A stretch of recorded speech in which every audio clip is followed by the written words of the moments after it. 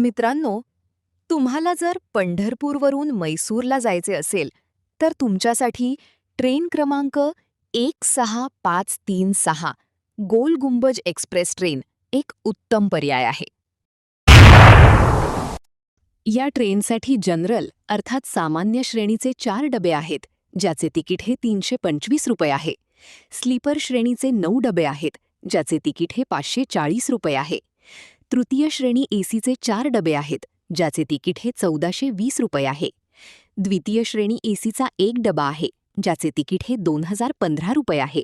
आणि प्रथम श्रेणी एसीचा 1 डबा आहे, ज्याचे तिकीट हे केवळ 3375 रुपये इतके आहे.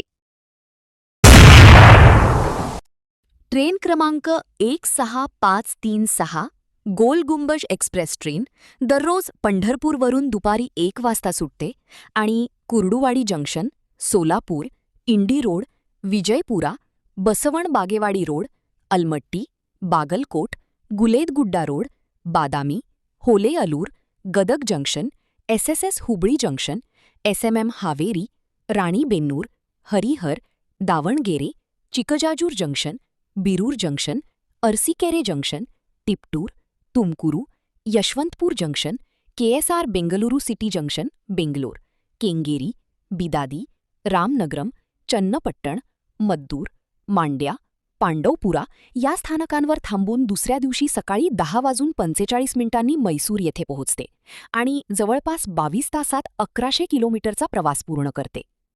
या ट्रेनचा ताशी वेग हा 52 किलोमीटर इतका आहे आणि प्रवासादरम्यान ही ट्रेन जवळपास 30 स्थानकांवर थांबते. तुम्ही देखील या ट्रेनने प्रवास केला असेल तर तुमचा अनुभव कसा होता ते नक्की शेअर करा आणि व्हिडिओला लाईक आणि आपल्या पेजला फॉलो करा. धन्यवाद.